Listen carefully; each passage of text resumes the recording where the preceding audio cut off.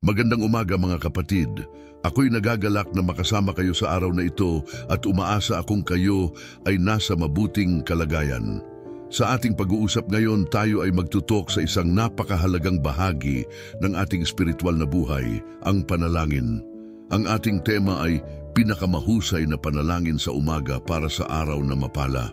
Bilang mga Kristiyano, alam natin na ang bawat umaga ay isang bagong simula, isang pagkakataon upang magpasalamat sa Diyos sa mga biyayang natamo natin at sa mga pagsubok na ating haharapin. Sa bawat pagdapo ng araw, mayroon tayong pagkakataon na muling ihandog ang ating mga puso at isipan sa ating manlilikha. Kaya, inaanyayahan ko kayong samahan ako sa pagninilay-nilay sa mga kapangyarihang dala ng panalangin sa ating mga buhay. Bakit nga ba mahalaga ang panalangin sa umaga? Sa ating mga kasalukuyang pagsubok, ang panalangin ay nagsisilbing liwanag na nagbibigay ng gabay at lakas. Sa mga oras na tayo'y naguguluhan o may mga desisyong kailangang gawin, ang paglapit sa Diyos sa pamamagitan ng panalangin ay nagbibigay ng kapayapaan at kaliwanagan. Sa umaga, ang ating isipan ay sariwa at tayo ay handang tanggapin ang mga hamon na darating. Ang isang mainit na panalangin ay parang isang magandang simula na nagbubukas ng pinto sa mga biyayang nais ipagkaloob sa atin ng Diyos. Ngayon, nais kong hikayatin kayong makipag-ugnayan sa akin sa pamamagitan ng mga komento sa ibaba. Ibahagi ninyo ang inyong mga karanasan sa panalangin sa umaga. Ano ang mga bagay na inyong ipinagpapasalamat? Ano ang mga hiling ninyo para sa araw na ito? Ang inyong mga saloobin ay mahalaga at ang ating komunidad ay narito upang magdasal at magtagumpay ng sama-sama. Sa ating pagninilay, maaaring isama natin ang mga sumusunod na elemento sa ating panalangin sa umaga. 1. Pasasalamat. Magsimula tayo sa pagpapahayag ng ating pasasalamat sa Diyos. Anuman ang ating pinagdaraanan, lagi tayong may dahilan upang magpasalamat. Isipin ang mga biyayang natamo mo mula sa maliliit na bagay hanggang sa malalaking tagumpay. 2. Pagsisisi. Mahalaga ring humingi ng tawad sa mga pagkakamaling nagawa natin. Sa bawat umaga, tayo ay binibigyan ng pagkakataon upang magsimula muli. Ang pagsisisi ay nagdadala sa atin sa mas malapit na ugnayan sa Diyos. 3. Panalangin para sa mga layunin. Ihandog natin ang ating mga layunin sa Diyos. Anuman ang ating mga plano para sa araw na ito, ipagdasal natin na maging matagumpay ang mga ito ayon sa kanyang kalooban. 4. Paghingi ng patnubay. Huwag kalimutang humingi ng gabay para sa mga desisyon na ating gagawin. Ang Diyos ay laging handang magbigay ng liwanag sa ating landas. Paki, panalangin para sa iba. Maglaan ng oras upang ipanalangin ang ating mga mahal sa buhay, mga kaibigan, at maging ang mga taong hindi natin kilala. Ang ating mga panalangin ay may kapangyarihang magdulot ng pagbabago sa kanilang mga buhay. Sa ating paglalakbay sa pananampalataya, tayo ay nagiging bahagi ng isang mas malaking komunidad. Kaya naman, huwag kalimutang mag-subscribe sa ating channel kung hindi pa kayo nakapag-subscribe. Sa ganitong paraan, mas marami pa tayong mga mensahe ng pag-asa, pananampalataya at inspirasyon na maibabahagi sa inyo. Hinihikayat ko rin kayong i-click ang like at ibahagi ang video na ito sa inyong mga kaibigan at pamilya. Ang bawat pag-share ay isang hakbang patungo sa pagpapalaganap ng pagmamahal at liwanag ng Diyos. Samahan ninyo ako sa mga susunod na minuto habang tayo ay magdarasal at maghahanap ng mga mensahe mula sa ating Diyos na makakatulong sa ating araw. Sa ating paglalakbay, tandaan na mayroong isang Diyos na laging handang makinig at umalalay. Naway ang araw na ito ay maging puno ng mga biyayang mula sa Kanya. Hanggang sa susunod, patuloy tayong magdasal at magtulungan. Maraming salamat at pagpalain tayo ng Diyos. Sa awit Fimber 3, makikita natin ang isang mahalagang prinsipyo na dapat nating isapuso sa ating pang-araw-araw na buhay. Ang pagsimula ng araw sa panalangin at pagninilay. Ang mga salmista ay nag-aanyaya sa Diyos sa umaga na nagdadala sa atin ng mensahe na bago natin harapin ang anumang gawain, mahalaga na tayo ay makipag-ugnayan sa ating manlilikha. Ang umaga ay isang bagong simula, isang pagkakataon upang ipagkatiwala ang ating mga plano at layunin sa Diyos. Sa bawat pagbangon natin, may dalang pag-asa at pagtitiwala na ang Diyos ay kasamang magbibigay ng liwanag sa ating landas. Ang panalangin sa umaga ay hindi lamang isang ritual. Ito ay isang aktibong pagsisikap na makinig sa Kanya. Sa ating mga panalangin, nagiging bukas ang ating puso at isipan sa mga mensahe ng Diyos. Ang mga salmista ay nagsusumamo sa Diyos na makinig sa kanila at ito rin ang dapat nating gawin. Sa bawat umaga, dapat tayong maglaan ng sandali upang magpakatotoo sa ating mga damdamin at saloobin. Sa pagninilay na ito, makakahanap tayo ng kapayapaan sa ating mga puso at lakas upang harapin ang mga hamon ng araw. Mahalaga ring isaalang-alang ang Mateo 7:33 na nagtuturo sa atin na unahin ang kaharian ng Diyos. Sa ating umagang panalangin, dapat nating isama sa ating mga plano ang mga bagay na mahalaga sa Diyos. Ang pag-prioritize ng ating espiritual na buhay ay nagiging batayan ng tunay na tagumpay. Sa bawat hakbang na ating tatahakin, dapat nating itaas ang ating mga layunin sa Kanya at sa ganitong paraan, madadala natin ang Kanyang presensya sa ating mga gawain. Ang ating mga ambisyon at hangarin ay dapat itugma sa Kanyang kalooban at sa pamamagitan ng panalangin, nagiging malinaw ang ating direksyon. Sa Filipos 4:6-7, dinadagdag pa ng Biblia ang kahalagahan ng pagdadala ng ating mga alalahanin sa Diyos. Sa umaga, habang tayo ay nag-aalala tungkol sa mga darating na hamon, dapat tayong lumapit sa Kanya upang humingi ng tulong. Ang ating mga pangangailangan at takot ay hindi dapat maging dahilan ng pagkabalisa, kundi isang pagkakataon upang ipahayag ang ating tiwala sa Kanya. Ang mga pangako ng Diyos ay nagbibigay sa atin ng kapayapaan na hindi maipaliwanag, isang kapayapaan na nagiging batayan ng ating lakas sa buong araw. Sa panalangin, nagiging makapangyarihan tayong mga nilalang dahil ang ating mga saloobin at alalahanin ay naipagkakatiwala na sa Kanya. Sa kabuuan, ang pinakamahuhusay na panalangin sa umaga para sa isang araw na mapala ay nagmumula sa ating taus-pusong ugnayan sa Diyos.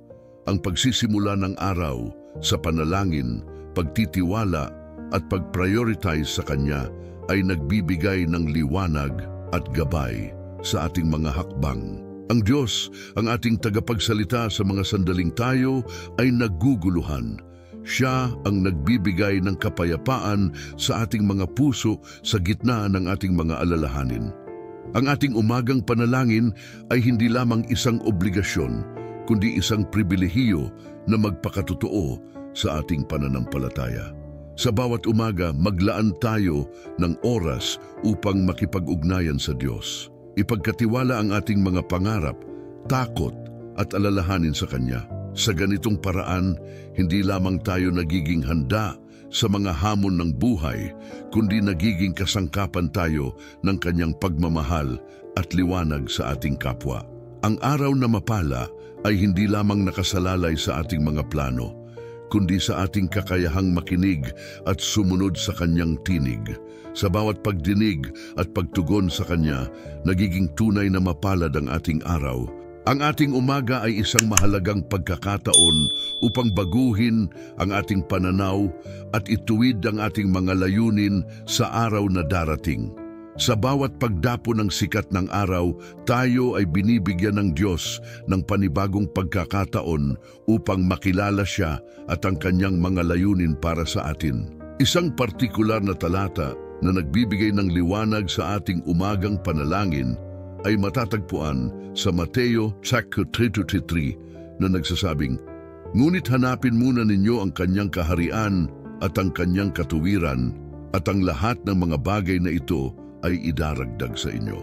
Sa talatang ito, pinapaalala tayo na sa ating pagbangon sa umaga, ang ating unang hakbang ay dapat na nakatuon sa paghahanap sa kaharian ng Diyos. Ang mga alalahanin at mga responsibilidad na dala ng araw ay maaaring maging matimbang.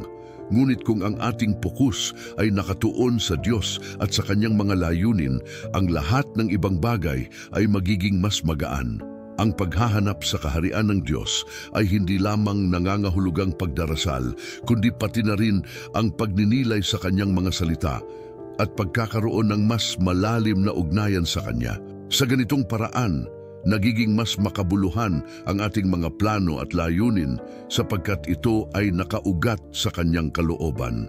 Ang panalangin sa umaga ay nagbibigay sa atin ng pagkakataon na ituwid ang ating mga puso. Sa awit 53, ang mga salmista ay nag-aanyaya sa Diyos sa kanilang mga panalangin na naglalarawan ng kanilang pagnanais na makinig sa Kanya bago ang anumang gawain.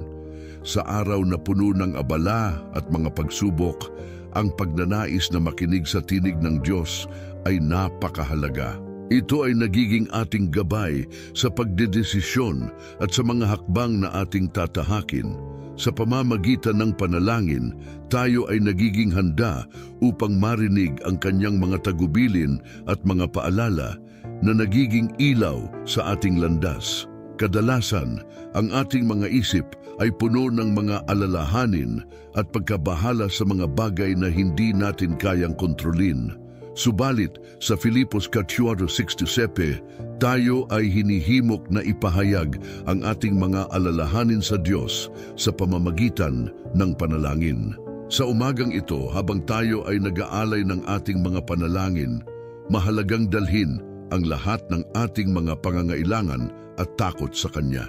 Ang pangako ng Diyos na ang kapayapaang lagpas sa lahat ng kaalaman ay ibibigay sa atin ay isang matibay na dahilan upang tayo ay lumapit sa Kanya.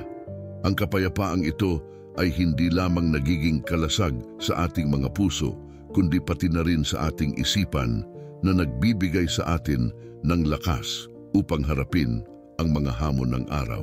Ang umagang panalangin ay hindi isang simpleng ritual, kundi isang malalim na pakikipag-ugnayan sa ating tagapaglikha.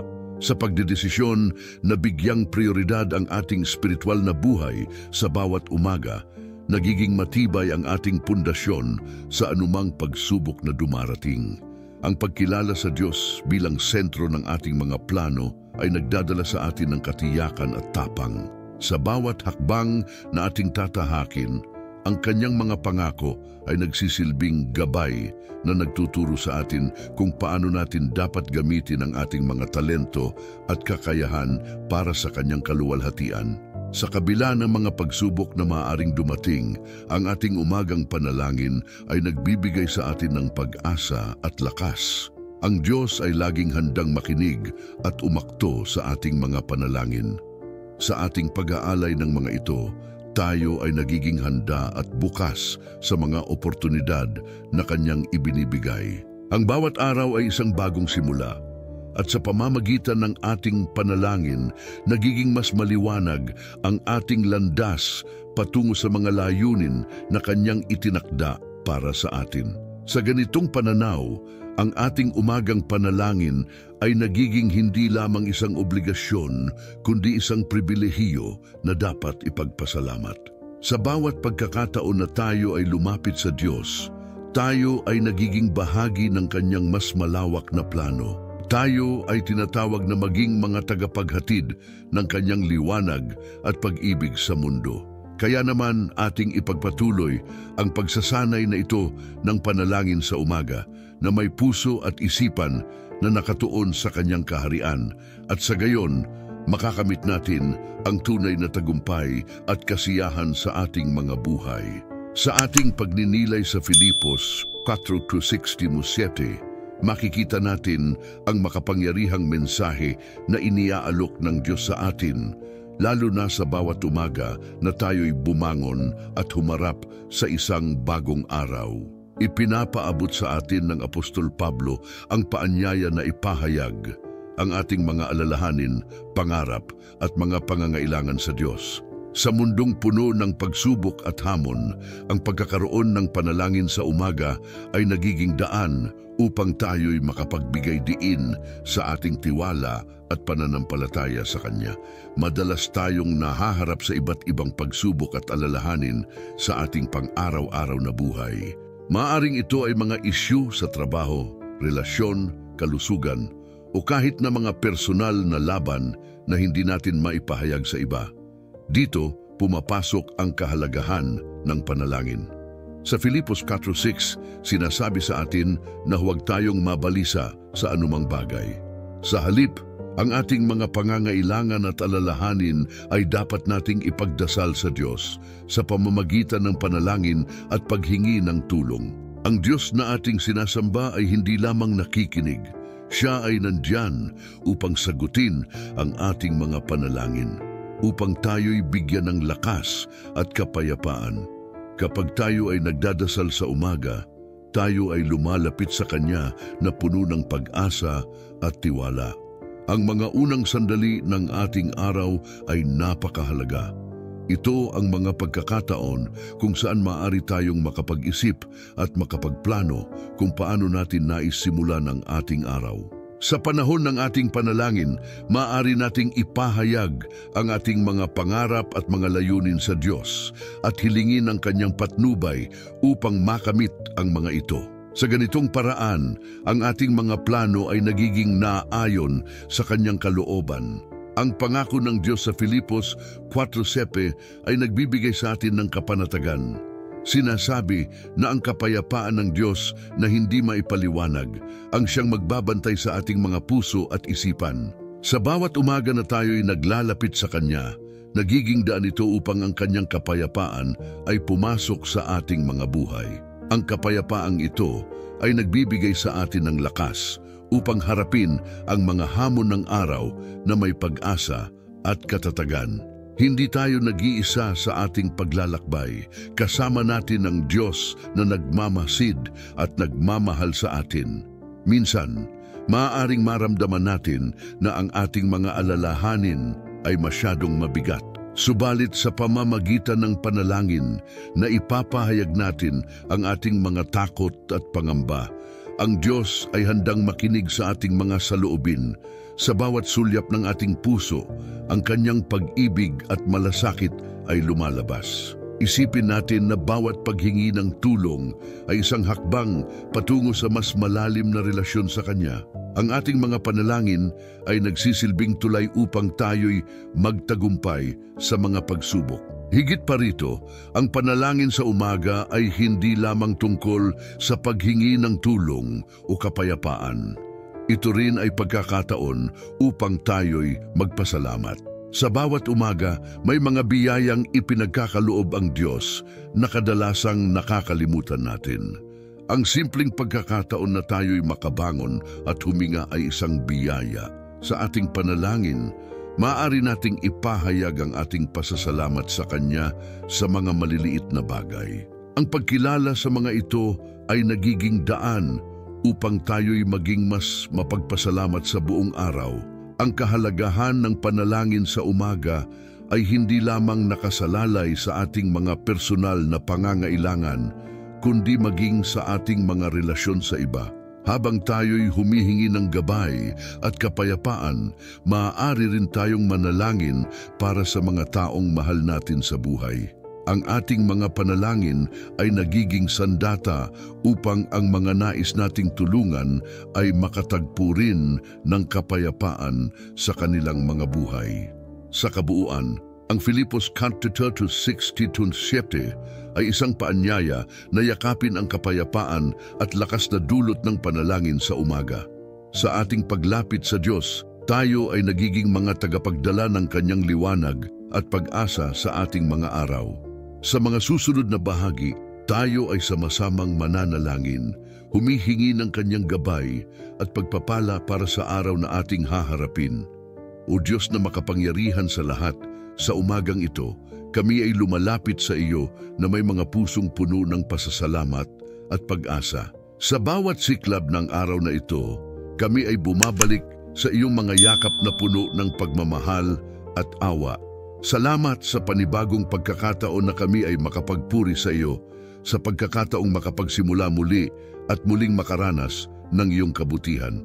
Sa pagsikat ng araw, kami ay humihiling ng iyong liwanag na magbigay gabay sa aming mga landas. Tulungan mo kami na makita ang mga pagkakataon na iyong inilatag para sa amin at bigyan kami ng karunungan upang makilala ang mga ito. Sa bawat hakbang na aming tatahakin, naway ang iyong mga salita ang maging ilaw na aming susundan. Huwag mo sanang hayaan na kami ay maligaw sa dilim ng mundong ito. O Diyos, dalangin namin na ang bawat isa sa amin ay mapuno ng iyong Espiritu Santo sa araw na ito. Ibigay mo sa amin ang lakas na harapin ang mga hamon at pagsubok na darating. Sa mga pagkakataong kami ay manghihina, bigyan mo kami ng tapang at determinasyon na muling bumangon at lumaban. Naway sa aming mga pagkilos at desisyon, makilala ang iyong ngalan at ang iyong kapangyarihan. Kailangan namin ang iyong presensya sa lahat ng aming gawain, sa opisina, sa paaralan at sa aming mga tahanan. Naway ang aming mga salita at mga gawa ay magdala ng kapayapaan at pag-asa sa mga tao sa paligid namin. Ipinapanalangin namin ang aming mga pamilya, ang aming mga kaibigan, at lahat ng aming makakasalamuha. Naway maging inspirasyon kami sa kanila at maging daan upang sila rin ay makilala ka, O Diyos. Sa bawat ulam na aming kakainin at sa bawat patak ng tubig na aming iinumin, naway maging pag-alala ito sa iyong mga biyaya. Sa simpleng bagay na ito, kami ay nagpapasalamat. Huwag mo sanang hayaan na kami ay magkaroon ng pagmamataas o maging bulag sa mga bagay na tunay na mahalaga. Gabayan mo kami na maging mapagpakumbaba at mapagbigay, katulad ng iyong halimbawa. Sa mga oras na kami ay naguguluhan, tulungan mo kaming makahanap ng katahimikan sa iyong mga salita. Ipadama mo sa amin ang iyong pagmamahal sa mga panahon ng pangungulila at kalungkutan. Sa mga pagkakataong kami ay nag-iisa, naway malaman namin na hindi kami nag-iisa, kundi kasama mo kami sa bawat hakbang. Sa mga pagsubok na aming kinahaharap, tulungan mo kaming maging matatag. Ipinapanalangin namin ang mga may sakit, ang mga nawawala at ang mga naguguluhan sa kanilang buhay. Ipadama mo ang iyong presensya sa kanila at bigyan sila ng lakas at pag-asa. Naway ang kanilang mga puso ay mapuno ng iyong pag-ibig at kapayapaan. O Diyos, sa mundong puno ng kaguluhan, kami ay humihiling ng kapayapaan. Naway ang iyong kapayapaan ay maghari sa aming mga puso at sa aming mga komunidad. Bigyan mo kami ng kakayahan na maging mga tagapagtaguyod ng kapayapaan, na sa bawat pagkakataon kami ay magdala ng pagkakaisa at pagmamahalan. Sa bawat pag-ikot ng oras, naway maging matatag ang aming pananampalataya sa iyo. Ipinapanalangin namin ang mga lider ng aming bansa, naway sila ay magdesisyon ng naaayon sa iyong kalooban. Bigyan mo sila ng karunungan at malasakit sa kanilang mga nasa sakupan.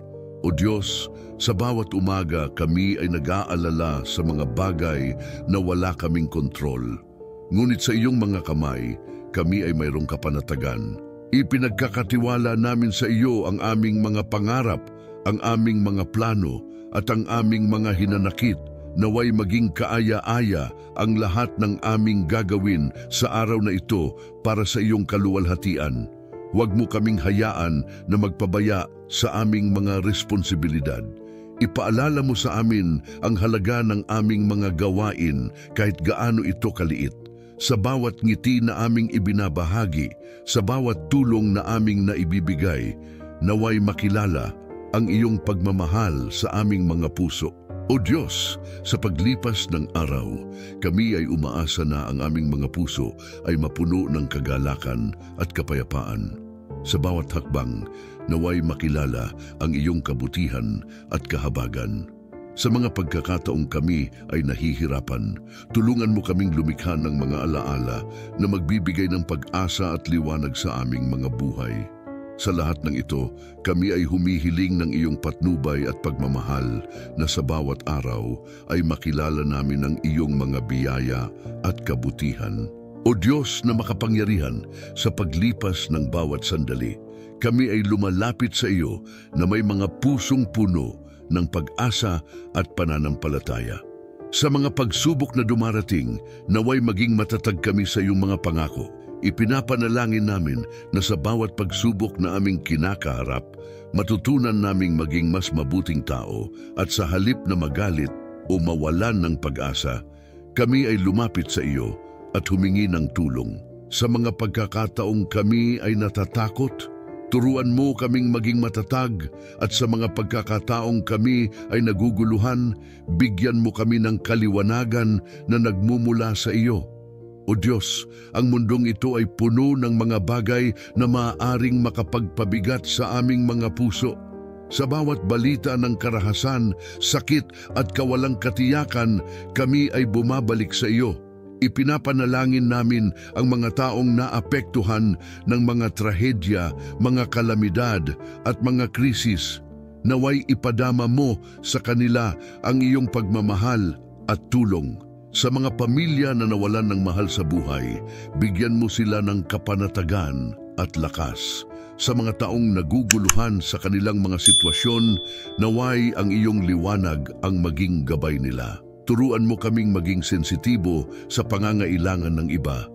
Naway hindi kami maging makasarili, kundi maging instrumento ng iyong kapayapaan at pagmamahal. Sa mga simpleng paraan, naway makapaghatid kami ng kagalakan sa puso ng aming kapwa. Sa bawat pagkakataon na kami ay makakakita ng mga nangangailangan, naway huwag kaming tumalikod, kundi maging matatag sa aming desisyon na tumulong. Ipinapanalangin namin na sa aming mga gawain, maging sa maliliit na bagay, makilala ang iyong kabutihan at pagmamahal. O Diyos, sa mga pagkakataong kami ay nag-iisa, naway madama namin ang iyong presensya na kasama namin.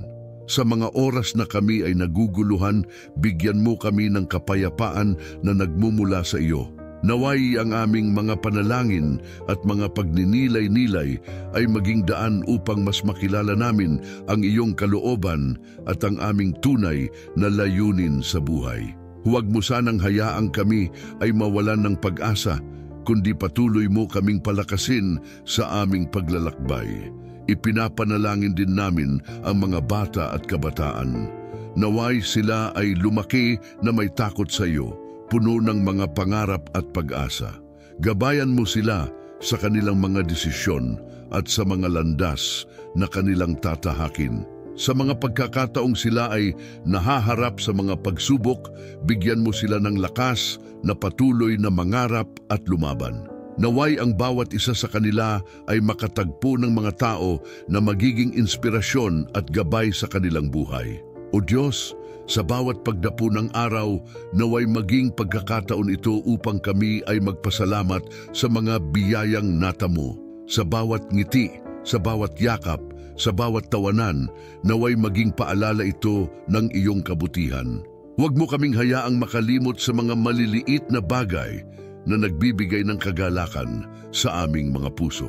Ipinapanalangin namin na sa araw na ito, sa bawat pagkakataon, maging mapagpasalamat kami sa mga simpleng biyaya na iyong ipinagkakaloob. O Diyos, sa mga panahong kami ay nahihirapan, tulungan mo kaming makahanap ng dahilan upang magpatuloy.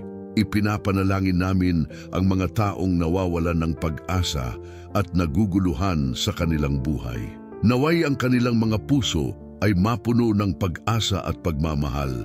Ipadama mo sa kanila ang iyong yakap na puno ng katiyakan at kapayapaan. Sa huli, O Diyos, kami ay nag-aalay ng aming mga puso at buhay sa iyo. Ipinagkakatiwala namin ang aming mga pangarap, ang aming mga takot at ang aming mga hinanakit. Naway sa bawat araw na lumilipas, kami ay maging mas malapit sa iyo. Bigyan mo kami ng lakas at tapang na harapin ang mga hamon ng buhay.